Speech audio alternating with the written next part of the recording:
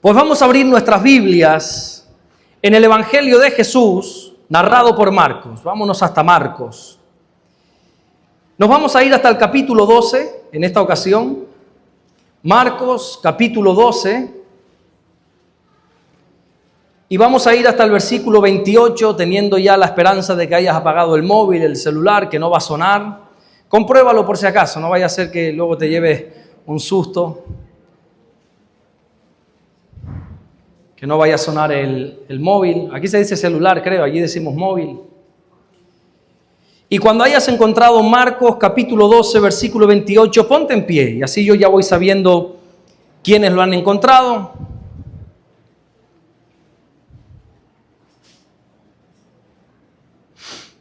Marcos capítulo 12, versículo 28. Dice así la palabra de Dios. Acercándose uno de los escribas que los había oído disputar y sabía que les había respondido bien, le preguntó: ¿cuál es el primer mandamiento de todos? Jesús les respondió: el primer mandamiento de todos es: oye, Israel, el Señor nuestro Dios, el Señor uno es. Y amarás al Señor tu Dios con todo tu corazón, y con toda tu alma, y con toda tu mente, y con todas tus fuerzas. Este es el principal mandamiento. Y el segundo es semejante: amarás a tu prójimo como a ti mismo. No hay otro mandamiento mayor que estos. Amén. Hasta ahí vamos a leer nada más en esta ocasión. Vamos a orar. Señor, te damos las gracias por tu palabra. Gracias, mi buen Dios, porque la podemos leer libremente, Señor, sin miedo a persecución, sin miedo a represalias. Oramos en el nombre de Jesucristo que mientras tu palabra es predicada, Señor, en esta hora, que ocurran los prodigios, las señales, las maravillas, las sanidades, que haya libertad, Señor, en medio de tu pueblo mientras se predica tu palabra. Gracias, mi buen Dios, por todo lo que estás haciendo y gracias por todo lo que vas a hacer en el nombre bendito de Jesús. Y solo el que lo cree dice fuerte: amén, amén. Puede tomar asiento. Como te decía ahora, y lo dicen las pantallas, ahí fuera también, la tarta que tenemos ahí detrás, o la torta, como dicen ustedes, para nosotros torta es otra cosa, no quieras saber lo que es una torta en España. Estamos de celebración, estamos de aniversario, estamos celebrando la bondad de Dios, estamos celebrando la fidelidad de Dios, estamos dando pasos de fe, estamos agradecidos con nuestro Dios de estar en este hermoso lugar, recordando que hace un año empezaba esta aventura. Pero de vez en cuando, ¿sabes qué? Hay que pararse en el camino y recordar lo importante. Ayer hablábamos en Key Coral que a veces los muchos quehaceres, las muchas obligaciones, el mucho servicio incluso a Dios te puede hacer olvidar de lo más importante, ¿verdad? Es que tengo que hacer. ¿Recuerdas esa historia del buen samaritano que dice la Biblia que aquel hombre que descendía de Jerusalén, ¿verdad? Que cayó en manos de ladrones, lo golpearon y lo dejaron medio moribundo ahí en el camino. ¿Y quién pasó por ahí? Dice que pasaba un sacerdote que iba camino a Jerusalén. ¿Y se paró ese sacerdote? No, bueno, lo más probable es que tenía prisa, tenía que oficiar algún servicio religioso. Y no se paró, no podía atender a ese hombre, porque es que tengo que hacer cosas para Dios. Y luego pasaba por ahí otro servidor, que era un levita. ¿El levita se paró? No, porque también tenía prisa, tenía que llegar rápido hacia Jerusalén, hacia el templo, todavía le quedaba esa subida de llegar al templo y no, es que tengo que hacer. Entonces lo que quiero decir es que hay muchas veces que cuando tenemos responsabilidades nos podemos olvidar de lo más importante. Y aquí estamos viendo cómo un escriba, una persona que entendía de la palabra de Dios, se había percatado de algo de Jesús. Él se había dado cuenta que Jesús, todo lo que le preguntaban, él respondía bien. Lo dice aquí el pasaje. Él respondía bien, él hablaba como quien tenía autoridad, dice la Biblia. Era diferente Jesús. Así que le hace una pregunta y le pregunta: oye, ¿cuál es el mandamiento más importante? ¿Cuál es el más grande de todos? Señor, de los 613 mandamientos que engloba la ley, ¿cuál es el primero? ¿Cuál es el más importante de todos? Y entonces Jesús les dice, en Marcos 12, 29, el primer mandamiento de todos, ¿cuál es el primer mandamiento, el más importante? Amarás a Dios. No.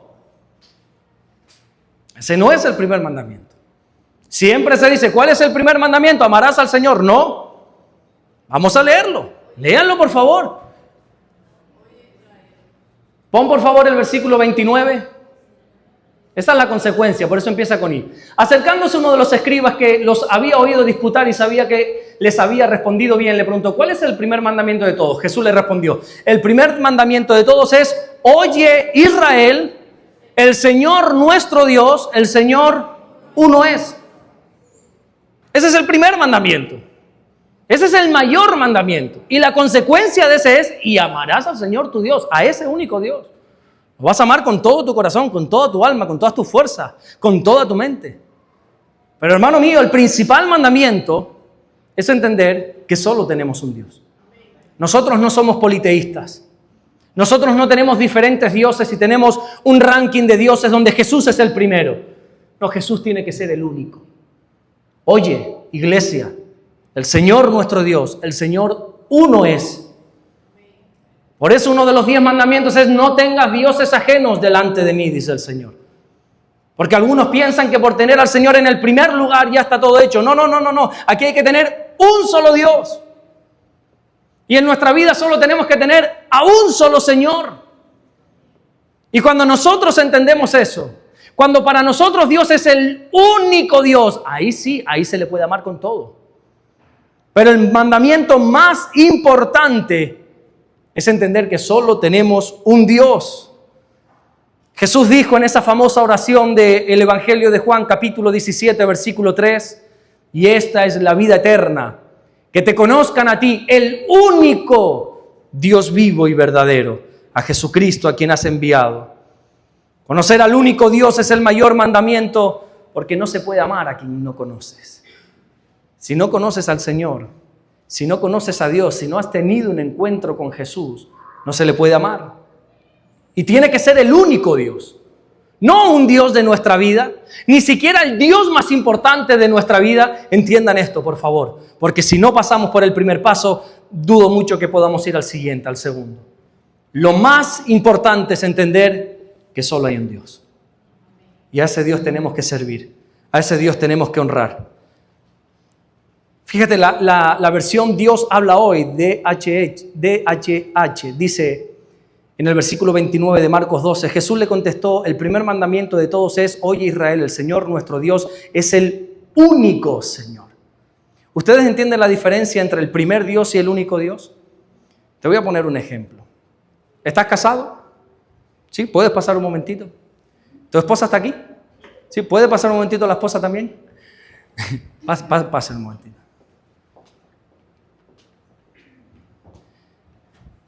¿Cómo es su nombre? José. Pase para aquí para que les vean bien, porque ya como les da vergüenza y timidez, así les hago pasar un mal rato. ¿Su nombre es? Francis. ¿Ustedes están enamorados? ¿Se quieren? Sí. ¿Usted quiere a Francis? La ama. ¿Sí? La ama, qué bonito. Se le ven los ojos que la ama, ¿verdad? ¿Qué haría por Francis? ¿Qué estaría dispuesto a hacer usted por su esposa Francis? Bueno, lo que sea. Lo que sea.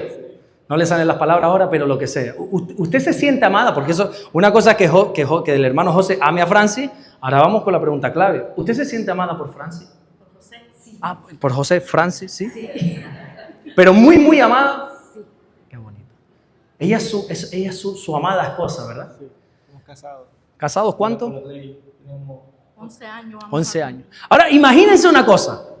Imagínense que yo le cojo la cartera al hermano José ahora. ¿Tienes tu cartera ahí? ¿Me la prestas un segundito nada más?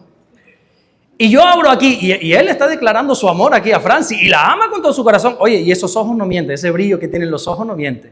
Pero yo le abro la cartera y veo que aquí tiene una foto de otra mujer. No. ¿Y esta morena quién es? ¿Cómo te sentirías, Francis? Oh, pero él te ama. Incluso viven juntos. Eres la primera. ¿Tú quieres ser la primera o la única mujer? La única. Ah, la única. Gracias. Quieres ser la única, ¿verdad? ¿Y si él te comparte con otras? Ya no. Ya no. Pero sigue siendo la primera. Vas a seguir siendo la primera. Va a vivir contigo, va a proveer de todo, te va a atender. Pero bueno, en sus ratos libres. No. Ah, bueno. Lo mismo pasa con Dios. No se trata de tenerlo a Él como el primero, como al que más adoramos, como al que más queremos, al que más servimos, si luego cuando salgamos de aquí vamos y nos postramos a otros dioses. Gracias, era una ilustración. Muchas gracias, de verdad, gracias. Nosotros no podemos hacer lo mismo. Venir y cantarle a Dios, yo te amo, eres lo más importante de mi vida, yo te adoro con todo mi corazón, y le levantamos las manos y escuchamos su palabra y nos quebrantamos y honestamente estamos enamorados de Él. Pero cuando salimos de este lugar, seguimos teniendo dioses ajenos delante de Él. Oh, pero Dios es el primero. No, eso no me sirve, dice el Señor. Yo quiero ser el único. Dios es un Dios que quiere exclusividad. Dios quiere exclusividad. Por eso te pregunto, ¿es Dios tu único Dios? ¿Es Dios tu único Dios? ¿O todavía estás coqueteando con otros dioses? ¿Es al único Dios al que te postras? ¿Es al único Dios al que adoras? ¿Es al único Dios al que sirves? Bueno, algunos cristianos piensan que como ya no adoran imágenes, que ya está todo hecho, que no, yo ya no tengo otros dioses porque ya no adoro imágenes. Bueno, es que si tú a esta altura sigues adorando imágenes, perdona que te diga, eso, ¿sabes cómo lo denomina la Biblia eso, verdad? Eso es la insensatez de la idolatría. Eso es ridículo, dice Isaías, no lo digo yo. Es de insensatez. O sea, adorar una imagen a estas alturas de la película, o sea, después de un año en este lugar escuchando la palabra de Dios, adorar a una imagen, bueno, eso ya, o sea, apaga y vámonos. Eso es que todavía no hemos entendido qué es el Evangelio. Isaías lo denomina en Isaías capítulo 44 como la insensatez de la idolatría, lo ridículo de la idolatría. Y nos cuenta una historia, no sé si han leído esa historia, le invito a que la lean, Isaías 44. Dice Isaías, en tono burlesco, dice, bueno, había un hombre que salió de su casa, taló un árbol y con esa madera se fue, se hizo ahí unas cositas, una cabaña, se hizo su casita, su todo. Se hizo un fueguito también para poder comer. Dice, mira, me sobró un poco de madera y con esa madera que sobró, dice que se hace una imagen, se postra y la adora. Con la misma madera que se hizo su casa, que se hizo su asadito, su carnita, que se hizo su barbacoa. Con esa misma madera, dice, se talla una imagen, se postra y la adora. Isaías dice, esto no es ridículo. O sea, no estamos hablando de eso. No pienses que porque ya no nos postramos delante de imágenes, de vírgenes, de santos o de lo que quiera que sea, ya no tenemos dioses delante de nosotros.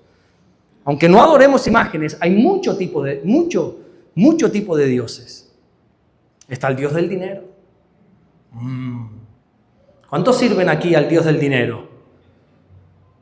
Por ahí hay un nombre que se le pone, el Dios Mamón, el Dios del dinero. Así es, así lo denomina la Biblia. ¿Cuántos cristianos hay que sacrifican su familia por ganar un par de dólares más? ¿Cuántos cristianos hay que dejan de congregarse por ganar unos dólares más? ¿Cuántos cristianos hay que pudiendo sacar su tiempo para Dios, su devocional, sus 5, 10, 15 minutitos para Dios, no lo hacen porque se tienen que ir a trabajar para ganar unos dólares más? Trabajar no es malo. Es más, el que no trabaja está en desorden y el que no trabaja que no coma, dice la Biblia. Pero no se puede servir a dos señores a la vez. No se puede servir a las riquezas y al Señor. ¿Sabes por qué? Porque al final vas a acabar aborreciendo a uno y amando al otro. Si tú sirves a las riquezas y sirves a Dios, los dioses tienen algo que es que ellos demandan tiempo. Dios demanda tiempo de ti y el dinero demanda tiempo de ti. Y cuando eso se enfrente, a uno vas a tener que amar y a otro vas a tener que aborrecer. Yo conozco gente que ama al Señor con todo su corazón o que amaba al Señor con todo su corazón, pero que ahora con un trabajo quizá el trabajo demandaba tiempo y el Señor demandaba tiempo. Y tú tienes unos compromisos con Dios y tú tienes un tiempo de oración que pactaste conmigo, de levantarte temprano para orar y ahora ya no te levantas porque estás cansado. Y tú me prometiste que ibas a venir todos los domingos a congregarte en mi nombre y tú dijiste que ibas a hacer esto y lo otro y ahora que tienes trabajo, entonces cuando se empiezan a competir esos dos dioses, llega un momento que a uno tienes que dar de lado y a uno le tienes que decir, no, mira, no es que no puedo. Ay, qué curioso que siempre lo que decimos es no puedo, pero para Dios. Entonces, a veces tenemos ese Dios, el Dios del dinero. También está el Dios del sexo. ¿Cuántas personas hay postradas ante este Dios, sabiendo todo lo que la Biblia dice? Y se siguen uniendo en yugo desigual, porque por ahí han creído una fábula de que el Señor lo va a convertir y que el Señor me dio un sueño de que este hombre se iba a convertir o esta mujer se iba a convertir y todo este tipo de cosas, o sabiendo lo que la Biblia dice de las relaciones prematrimoniales caen en eso, o qué sé yo cuántas cosas. Y ese silencio me dice que no voy muy equivocado. El Dios del ego. ¿Cuántos tienen ego aquí? ¿Ah, yo solo? Bueno, y el hermano, menos mal, ¿no? No levanten su mano si no hace falta. Yo tengo ego y lo tengo que mantener a raya siempre. Hey, pisadito, pisadito. Mi mujer es muy sabia. Y mucha gente suele pasar, bueno, ya en Fuerteventura no, pero por ahí a veces me viene la gente, me encantó tu predicación, qué bien predicas. Y yo, no sé. Y mi mujer cuando me ve así me dice, mira, hoy aburriste. Así me dice. Y yo le he cogido ya cierta manía, pero eso es lo que me hace poner los pies en la tierra. Porque hay algo dentro de mí que se quiere levantar. Hay algo, bueno, yo se los dije, no sé si fue a ustedes o a los de Kissimmee. Yo tengo un propósito con la iglesia que pastoreo, que es mostrarles que tienen un pastor imperfecto. Yo es que lo tengo claro, yo no tengo que aparentar aquí nada. Y a veces dentro de mí se quiere levantar algo que es inconsciente. Yo es que no quiero de verdad, pero hay algo, ese ego que quiere como destacar y que no, pero es que la gloria es de Dios y lucho con eso. Pero eso se puede convertir en un Dios. Está el Dios del entretenimiento. ¿Cuántas horas pasas al móvil, al celular? Ustedes jovencitos, mira cómo se ríe. Ya, no pregunto más porque le vamos a sacar aquí los colores a los jóvenes. ¿Cuántas horas ves Netflix y Facebook e Instagram? Ahora con la excusa de que la iglesia es virtual, la iglesia virtual es 1 hora a la semana, déjate de cuento. El resto estás todo el día con el Dios del entretenimiento, ¿verdad? El principal mandamiento no es amar con todo tu ser, sino tenerlo como tu único Dios. Y amarás al Señor con todo tu ser. Porque Dios demanda esa exclusividad de nuestro servicio, de nuestra adoración. Él no quiere ser el primero, Él quiere ser el único. Él no quiere que le sirvas ni que le adores, sino ser el único Dios al que sirves y el único Dios al que adoras. ¿Recuerdas cuando Jesús tuvo un encuentro con el diablo allí en el desierto? Dice la Biblia en Lucas 4:8 que Jesús en una ocasión le dijo, vete de mí, Satanás, porque escrito está, al Señor tu Dios adorarás y a Él solo servirás. Aquí no se trata de servir al Señor, aquí se trata de servir solo al Señor. ¿Entiendes la diferencia? Tú puedes venir aquí a la iglesia, servirle en cualquier ministerio, cantar a Dios con una voz angelical que Dios te ha dado, llorar en su presencia, pero si cuando salgas de este lugar te estás postrando a otros dioses, ni siquiera estamos cumpliendo con el primer mandamiento. Dios es generoso, ¿sabes? Nos ama tanto que nos ha compartido a su propio Hijo. Él lo da todo. Jesús vino a este mundo, se despojó de su divinidad, de su gloria y tomó forma de siervo, se entregó en una cruz y lo entregó todo, su carne, su sangre, aún su agua de su cuerpo. Cuando aquel hombre le clavó la lanza en el costado, ya no había más sangre que dar y brotó agua, dice la Biblia. Lo dio todo, pero solo hay una cosa que Dios no comparte y es su gloria. Dios no comparte su gloria con nada ni con nadie. Y la Biblia dice que el Espíritu Santo nos anhela celosamente. El Espíritu de Dios, Dios mismo nos quiere solo para Él. Somos de su propiedad. Por eso tenemos que tenerle como el único Dios. ¿Tú conoces a alguien celoso? ¿Habrá aquí alguna mujer celosa?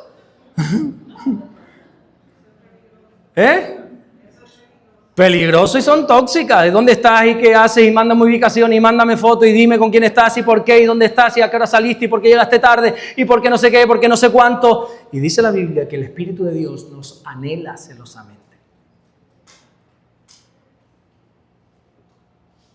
Está desesperado por estar con nosotros. Porque vayamos a la habitación, cerremos la puerta y nos quedemos a solas. Y Dios no va a compartir su gloria con ningún otro Dios ajeno. Y el primer mandamiento es que Él sea tu único Dios. ¿Pero por qué Dios quiere ser el único? Pregunto yo.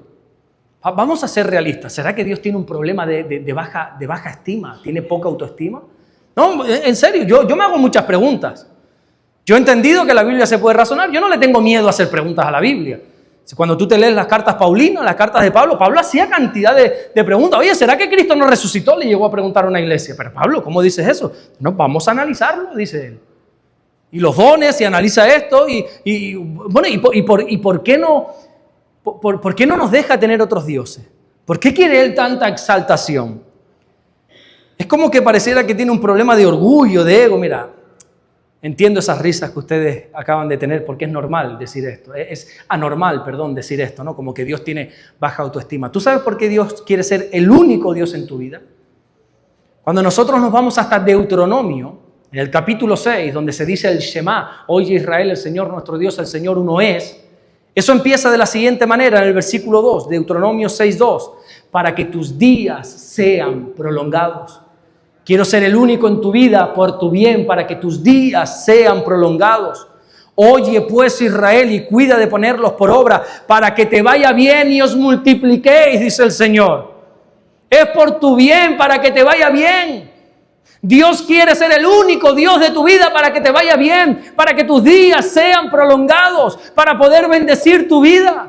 Te voy a decir algo que quizás te sorprende, pero Dios, sin tu adoración, sigue siendo Dios. Quizás estará triste porque Él te ama, Él te anhela celosamente. Él te ama tanto que entregó a su Hijo para morir por ti. Pero sin tu adoración, Él sigue siendo Dios, Él no cambia. Él es inmutable, es el mismo ayer, hoy, por los siglos, dice la Biblia. Ahora bien, nosotros sin Dios, ahí sí que cambiamos. Dios tiene que ser el único Dios de nuestra vida para que nos vaya bien a cada uno de nosotros. Lo primero es que el Señor es uno. ¿Lo tenemos claro? ¿Tienen alguna duda hasta este momento? ¿Puedo continuar o hacemos un parón? Como en el cine, hacemos un parón, un receso y me hacen alguna pregunta. Lo tenemos todo claro, ¿verdad? El Señor, nuestro Dios, el Señor uno es. ¿Ok? Vamos al siguiente paso. Entonces dice la Biblia en el versículo 30 de Marcos capítulo 12, y amarás al Señor tu Dios con todo tu corazón, con toda tu alma, con toda tu mente y con todas tus fuerzas. Este es el principal mandamiento. Lo primero es entender, razonar que solo tenemos un Dios, y cuando lo has entendido, cuando esa verdad se ha introducido dentro de ti, ahí es que puedes empezar a amarle con todo tu ser, con todo lo que tienes, con todo lo que eres. Y dice que lo tenemos que amar con toda nuestra alma y corazón. Y yo te hago una pregunta. Escúchame esta pregunta, porque yo sé que tu lengua va a querer responder rápidamente. Tranquilo, no hay prisa. Yo por lo menos no tengo prisa. ¿Qué es el alma?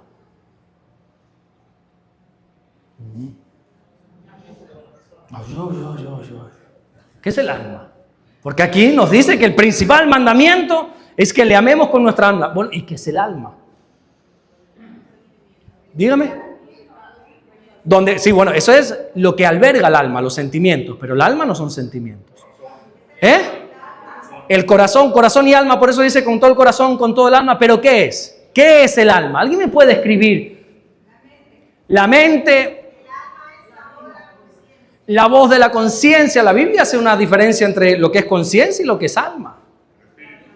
No, la Biblia hace una diferencia entre lo que es espíritu y lo que es alma. Nosotros somos tripartitos. Pablo le dice a los tesalonicenses, guarda todo tu ser irreprensible para la venida del Señor, tu cuerpo, tu alma y tu espíritu, dice Pablo. La voluntad no, el alma tiene voluntad, pero no es voluntad. Este armario no es la batería, contiene una batería dentro, pero no es una batería. Ah, ¿tú viste que no es tan fácil responder? Cállate, Amelia. ¿Qué es el alma? ¿Perdón? Muy bien, oye, ustedes saben, yo creo. Déjame decirte, porque es interesante. Oye, estamos poniendo unos cimientos. Si tenemos que amar al Señor con toda nuestra alma, bueno, ¿qué es el alma? Te voy a explicar. Primero, ¿qué es el cuerpo? El cuerpo es lo que ves. Es esto. Algunos lo tenemos de esta manera, otros lo tienen bien. Es lo que nos ha tocado. Es el cuerpo, es la parte corruptible del ser humano. Nosotros hemos sido formados, dice la Biblia, del barro, y al barro vamos a volver. Ya sea porque nos entierren, ya sea porque perezcamos por ahí, ya sea porque nos incineren, ya sea por lo que quiera que sea. Al barro vamos a volver. El cuerpo es el estuche, es el envase, es la carrocería de algo. Es lo que va cambiando. Pablo incluso dice, esto se va por fuera, me voy envejeciendo. Esto no tiene validez ninguna. El cuerpo no tiene validez ninguna. Es la parte corruptible del ser humano. Bueno, ¿y qué es el espíritu? El espíritu es esa parte de Dios en ti, por la cual tú te puedes comunicar con Dios. Escuchen esto. La Biblia dice que Dios es espíritu. Dios es espíritu. Y para poder tener una relación con Dios espíritu, ha puesto dentro de nosotros espíritu, una parte espiritual. Ese espíritu es totalmente, quédate con esta palabra, dependiente de Dios. El espíritu no sobrevive sin Dios. Por eso dice la Biblia que nosotros, antes de conocer a Dios, estábamos muertos en delitos y en pecados. Y uno dice, no, perdóname Pablo, yo no estaba muerto, yo estaba vivo, vivito y coleando, como decimos. No, tu cuerpo sí, tu espíritu estaba muerto. Y cuando uno tiene un encuentro con el Dios espíritu, con Dios, dice la Biblia, Jesús le reveló a un hombre llamado Nicodemo que sucede algo tan potente que no hay otro nombre que le podamos poner, sino que ha surgido un nuevo ser, ha habido un nuevo nacimiento. Es el espíritu que ha despertado. Estábamos muertos y ahora estamos vivos, pero es nuestro espíritu. Pero Pablo después dice algo muy interesante, años después de la conversación entre Jesús y Nicodemo, es: no apagues el espíritu. Ya Dios lo despertó, pero se puede volver a dormir. Lo puedes volver a apagar. Lo puedes dejar apagar. Es como una llama, es representado como una llama. Que la llama, como tú no le eches leña todos los días, como no haya leña en el altar todos los días, la llama se apaga. Y hay muchos espíritus apagados. ¿O no le dijo Dios a una iglesia en Apocalipsis? Pero si tú tienes nombre de que vives, estás más muerto que otra cosa, hombre. Hace tiempo que yo no estoy entre ustedes. Tienes el espíritu muerto totalmente. Ya no oras, ya no lees. Y vienes por inercia, vienes por religiosidad. Pero ya no sientes esa conexión con Dios. Ya el espíritu está muerto. El espíritu es totalmente dependiente de Dios. Y si tú no presentas ese espíritu diariamente con Dios, ese espíritu se va apagando. Pero vamos a lo que queremos. ¿Qué es el alma? ¿Qué es el alma? Creo que es una de las palabras más importantes de la Biblia, Y si te das cuenta, pronunciamos esta palabra con frecuencia. En España decimos mucho, sobre todo los novios, cuando se están enamorando, él le dice a ella, es que somos almas gemelas. Para enamorarla, somos almas gemelas. ¡Wow! Lo que me dijiste me llegó al alma. No sé, díganme otra frase, ¿no? Los amigos del alma. Lo usamos muchas veces, pero a la hora de poder describir qué es el alma, no sabemos. Si alguien en la calle te diría, oye, explícame qué es el alma. Tú que me hablas de ganar el alma, de que salvemos el alma para arriba, ¿qué es? Explícame qué es. Todos afirmamos que existe, todos deducimos según la Biblia que es importante, pero honestamente no estamos muy seguros de qué es el alma. Bueno, hay incluso por ahí un estudio, que no sé si es verdad o es mentira, que dice que el alma pesa 21 gramos. ¿Han escuchado alguna vez? Que cuando uno muere pierde 21 gramos y algunos, porque la ciencia tiene que darle respuesta a todo, aunque sea ridículo, ese es el alma. Que cuando muere el alma, y le hemos puesto hasta peso, ya sabemos hasta el gramaje que tiene el alma, 21 gramos, dicen algunos. Hay un ministro que a su vez es psiquiatra y un escritor, Jeffrey Boyd, que él hizo un estudio a cientos de personas y concluyó lo siguiente. La mayoría de las personas creen que saben lo que quiere decir alma, pero no lo saben explicar. Todos tenemos aquí en la punta de la lengua qué es el alma y queremos responder y tenemos, pero no sabemos decirlo. El alma es el soplo de Dios que impulsa sobre nosotros para que este trozo de barro tenga vida. La Biblia dice en Génesis capítulo 2, versículo 7, entonces el Señor Dios formó al hombre del polvo de la tierra y sopló en su nariz aliento de vida y fue el hombre un ser viviente. Hasta entonces era un muñequito de barro, pero Dios hizo y sopló ese aliento de vida, ese alma, ese neshama que es así en el original, ese aliento de vida y entonces cobramos la vida. Es la vida, Yamelis, como tú has dicho. Es lo que somos, es lo que sentimos. Eso es el alma, nuestra propia vida, es el aliento de Dios sobre nuestra vida. Ahora, atentos a esto. Antes te dije que el espíritu es totalmente dependiente de Dios. No puede sobrevivir sin Dios. Si no se presenta delante de Dios, ¿qué sucede? Se va apagando. El alma no. El alma es autónoma. El alma es independiente. El alma tiene la desventaja, desgraciadamente, que puede sobrevivir sin Dios. que si no la presentamos delante de Dios, nuestra alma sigue viviendo. ¿Cuántas almas hay por ahí fuera que no conocen a su Creador? Es autónoma, tiene libre albedrío, puede sobrevivir sin Dios, el espíritu no. El alma tiene una cualidad, dice la Biblia, y es que tiene sed. ¿Has escuchado esas canciones que vienen de los salmos? Mi alma tiene sed de ti y mi carne te añora. ¿Has escuchado eso? El alma tiene sed y hay que darle de beber. Al alma hay que darle de beber. ¿Y sabes qué? La opción de no beber no existe. Una vez tuve el privilegio de hacer un viaje misionero con mi mujer hace muchos años a África. Y estábamos en una zona selvática llamada Kribi, levantando un tabernáculo, una iglesia, trabajando. Hacía un calor, ustedes no se pueden imaginar ese calor que hacía. ¡Qué calor! Y claro, nosotros íbamos allí y teníamos nuestras botellitas, no eran botellitas, eran bolsitas de agua. Ahí tenían bolsitas y yo tenía. Y allí de repente te caía un aguacero, se enchumbaba todo, enchumbar, ¿entienden esa expresión? No, se encharcaba, se llenaba de agua todo, el barro, todo, un desastre y había que seguir trabajando. Ahora yo tenía el privilegio de poder ir al coche encima con mi neverita y beber agua. Y si no, yo le decía a alguien, mira, tráeme un poquito de agua. Pero el 95% de las personas ahí no tenían ese privilegio. Entonces de repente vi a uno de los que estaba trabajando conmigo, o mejor dicho, yo trabajando con él, porque yo era el invitado ahí, a uno de los africanos que estaba en extrema pobreza, y de repente se agacha y comienza a beber de un charco que yo, mira, con todo mi respeto, yo ni a mis perritos le acerco ahí para que beba agua, se lo digo delante de Dios. Entonces yo le dije, ¿cómo eres capaz de beber ahí? Y él me dijo esta frase, es que la opción de no beber no existe. Tú tienes posibilidad de beber agua potable, yo no. Y si no bebo me muero. Yo daría mi vida por esa bolsita que tú tienes, pero como no la tengo, la opción de no beber no existe.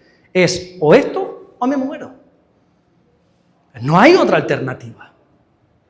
Y tu alma tiene sed.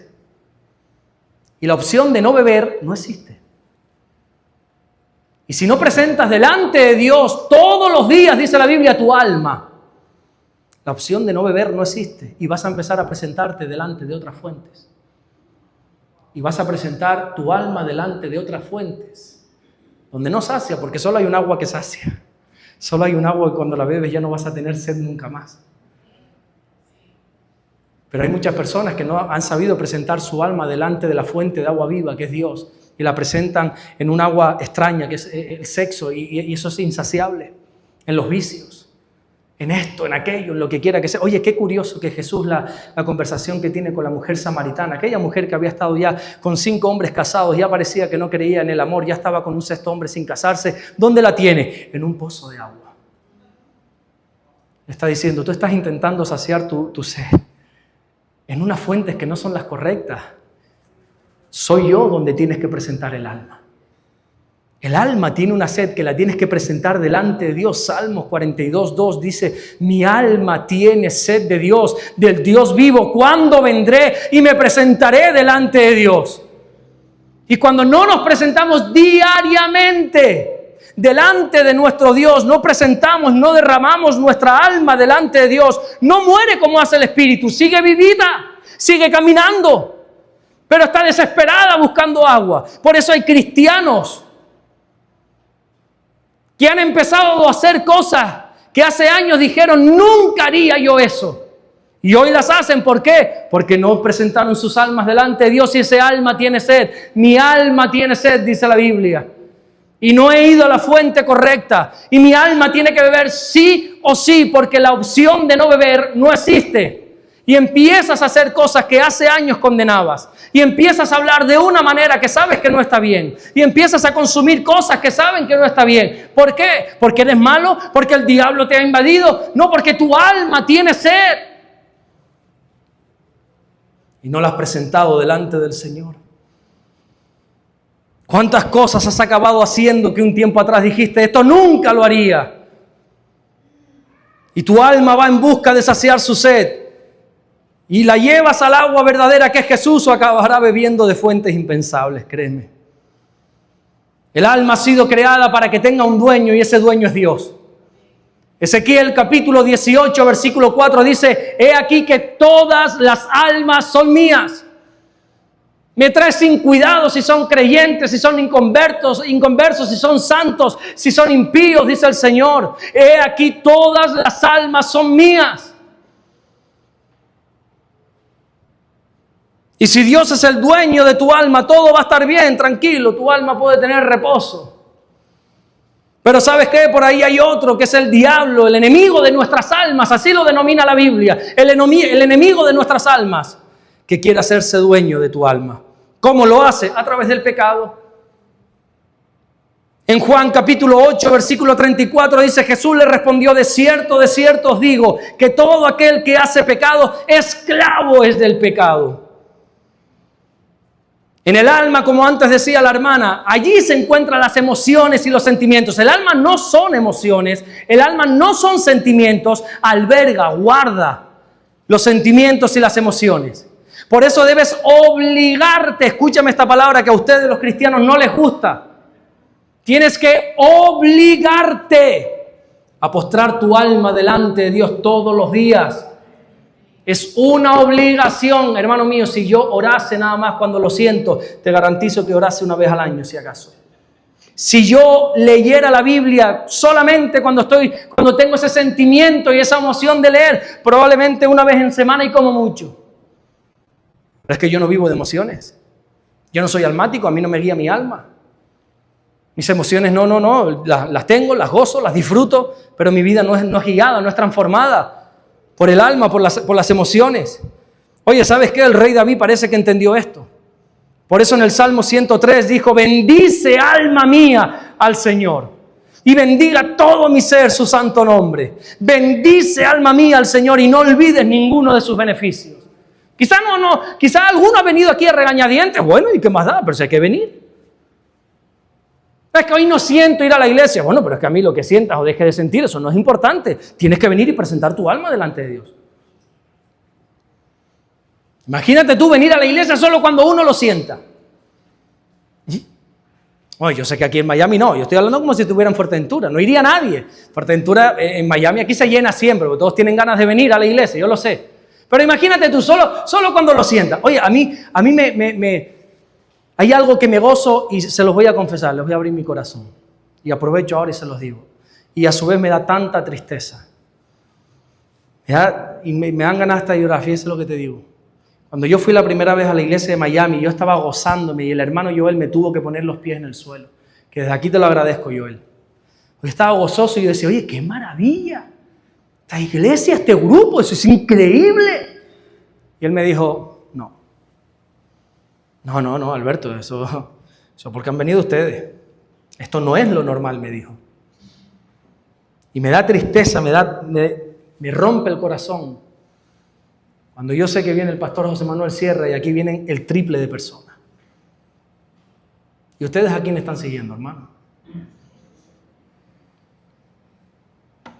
Y yo honro a mi pastor, no estoy hablando mal de él. Yo lo amo más que ustedes, se lo puedo garantizar. Ese hombre ha hecho más por mí que por todos ustedes juntos.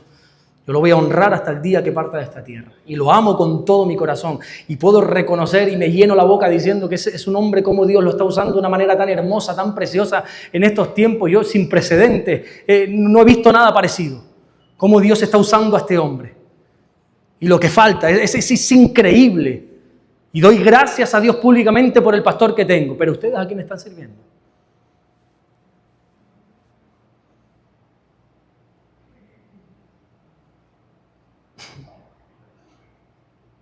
No es aquí, es en todas partes. En Fuerteventura pasa lo mismo. En Fuerteventura nos reunimos, las personas que sean, pero cuando viene el pastor hay que sacar sillas. Y yo le digo: bueno, ¿y entonces cómo es la jugada? Es algo que todavía, explíquenme, porque yo eso no lo entiendo. Hay cosas que todavía yo no acabo de entender. Yo vengo a la iglesia, en mi caso, mi esposa, mi hija Rebeca y yo venimos a la iglesia porque tenemos un compromiso, ¿sabes con quién? Con Jesús. A quien le he entregado mi vida, ¿sabes cómo se llama? No se llama José Manuel Sierra. Yo a él le he dado lealtad, pero mi vida y mi corazón solo se la he dado a Jesús.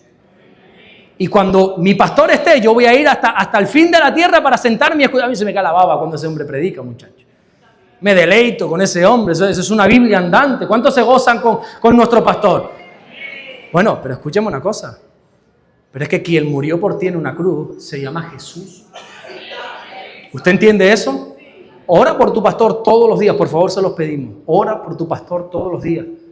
Cuando venga, a él no le gusta la foto, da lo mismo, sácate fotos, abrázalo, achúchalo, disfrútalo. Pero quien murió por ti se llama Jesús. Y digo esto porque entre la admiración y la idolatría hay una delgada línea que ya muchos han traspasado. Y yo a veces se lo he dicho a él. Es que a ti te tienen idolatría muchas personas. Y el pastor José Manuel Sierra dice ahora mismo que esa pared es blanca y hay muchos que dicen amén. Jajá, no, sí.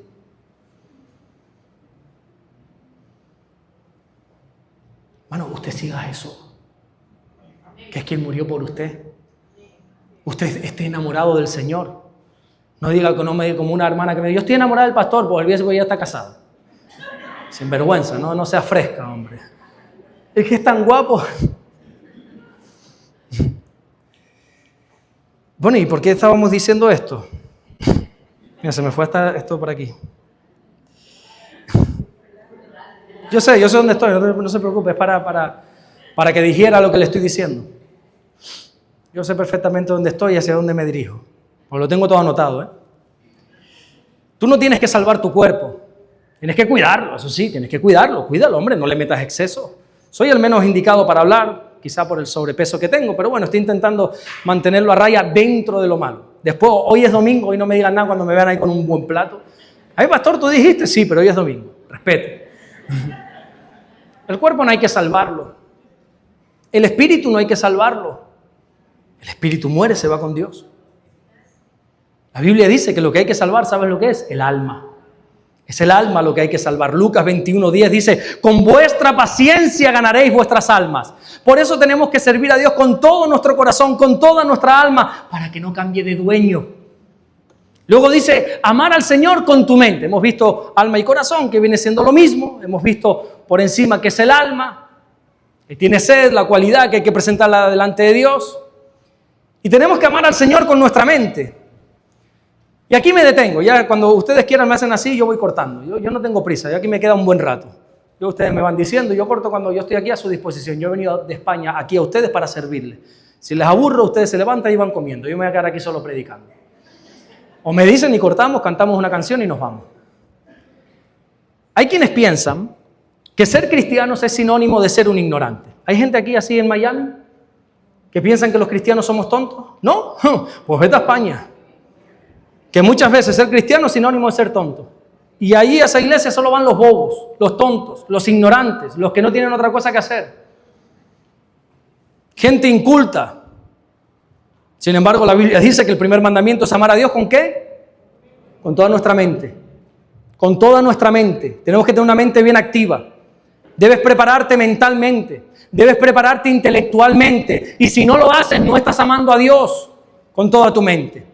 Primera de Pedro, capítulo 1, versículo 13, dice, por tanto, ceñid los lomos de vuestro entendimiento.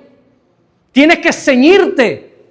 Tienes que fajarte para entender, para comprender, para estudiar, para poder adorar y amar a Dios con la mente. No solo, ay, yo te amo, mi Dios. Mira, a veces se cantan unas canciones, hermano mío, que de bíblicas no tienen nada.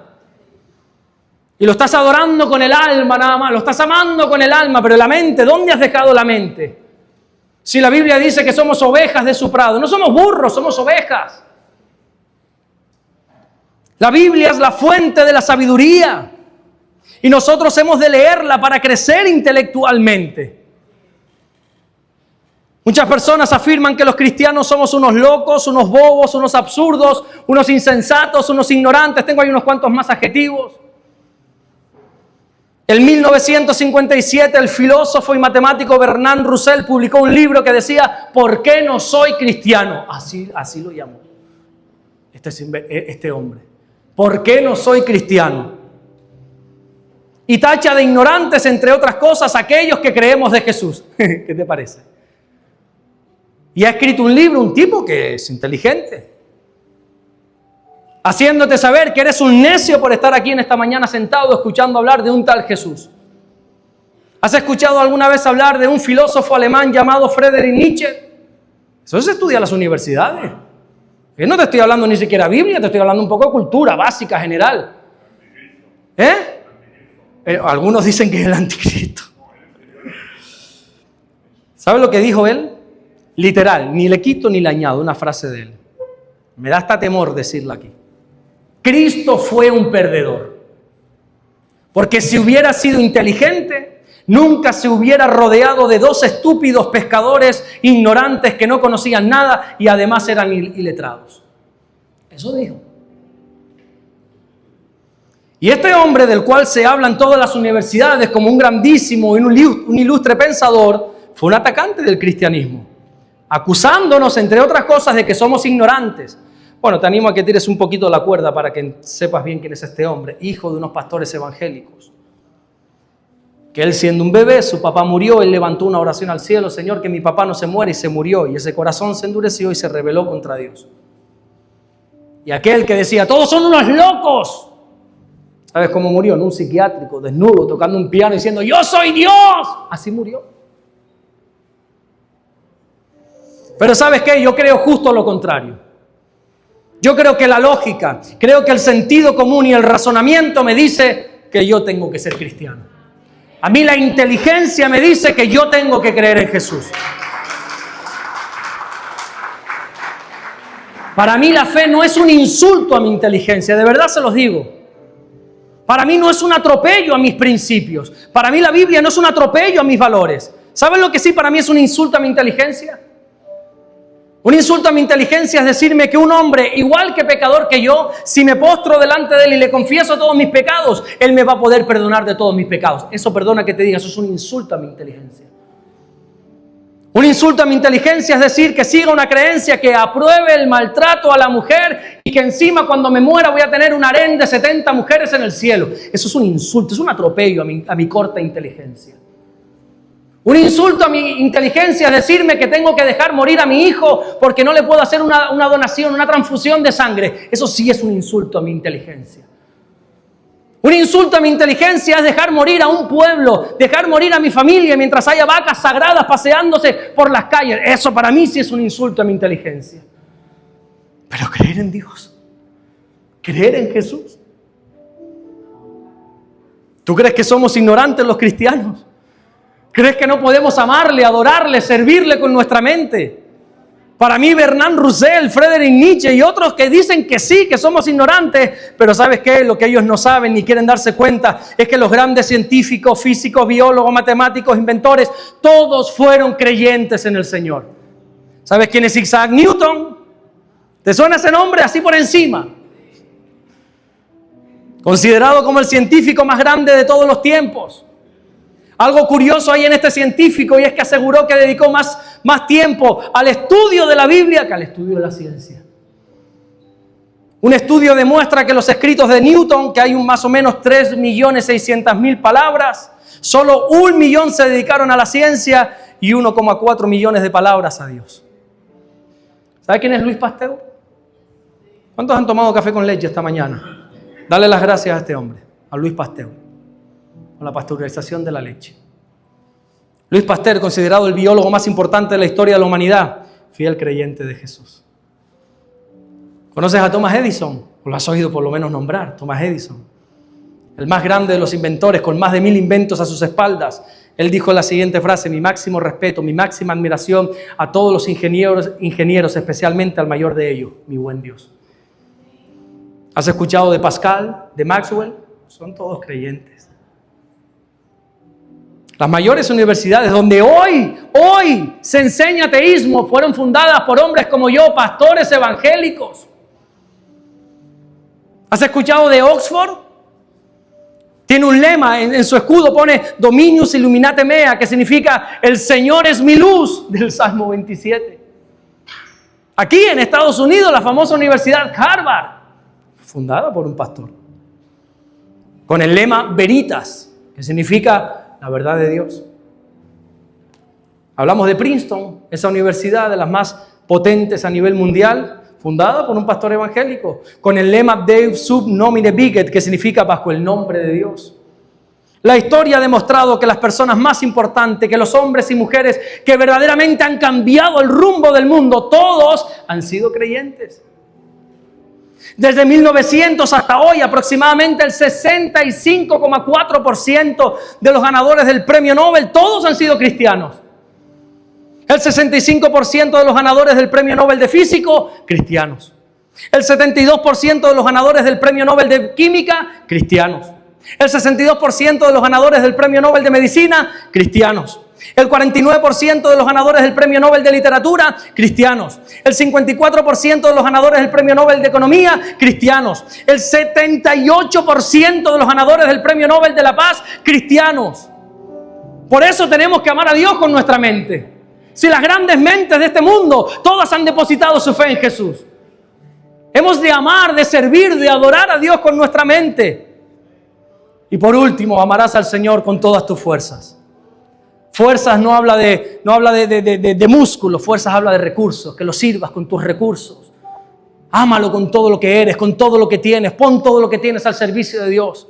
Tu vida, todo lo que tienes, tu familia. Entrégaselo al Señor, ámalo con todo lo que tienes. Amar al Señor con nuestras fuerzas es poner todo lo que tenemos a su servicio. Por eso te pregunto, ¿estás cumpliendo con el mandamiento más importante? De que tengas un solo Dios y hace Dios amarlo y servirlo con todo. Y el mandamiento más importante es tener a Dios como tu único Dios. Pero ¿y el segundo? Aquí ya, si algunos no han pasado la primera prueba, ya en esta ya todos caemos. Amar al prójimo como a nosotros mismos. Marcos 12:31 dice, y el segundo es semejante, amarás a tu prójimo como a ti mismo. Cuesta amar al prójimo, amén. Solo a mí y a Meli. Bueno, está bien. Oye, ustedes son tremendos espirituales ustedes, ¿eh? Yo tengo hermanos que no los paso de aquí. Que no puedo con ellos. Bueno, pero la Biblia me dice que lo tengo que soportar. Una vez tenía a un hermano, hace años de esto, y no podía con él, ya me sacaba de mis casillas, ¿entienden esa expresión? Ya era verle y me irritaba, estaba cogiendo ya una tirria, no sé qué palabra decir, o sí sé, pero no la quiero decir.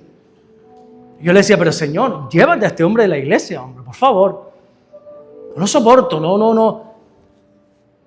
Y él me dijo, te cuesta amarlo porque no lo estás sirviendo.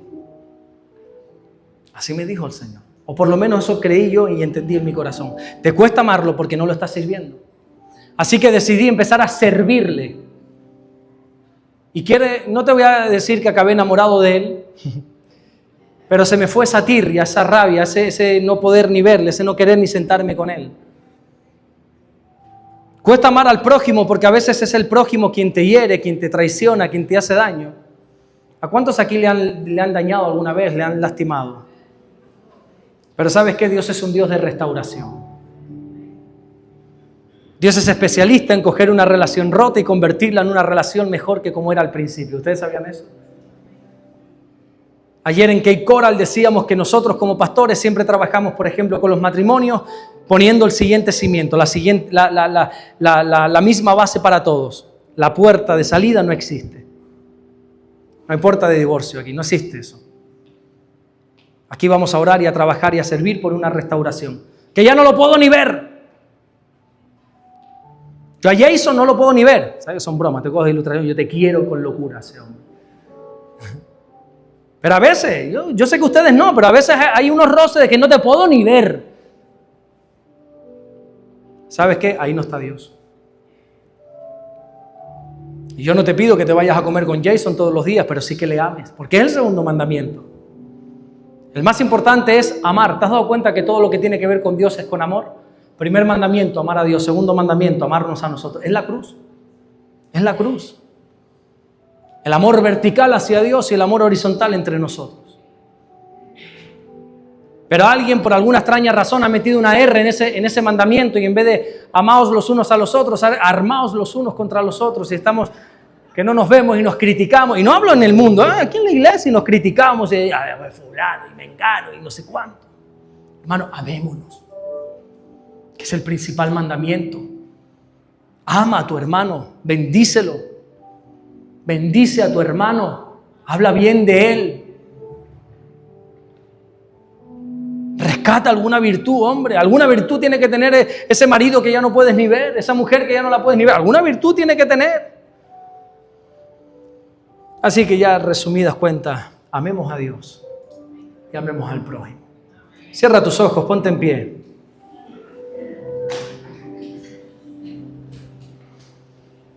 Y levanta tus manos arriba al cielo.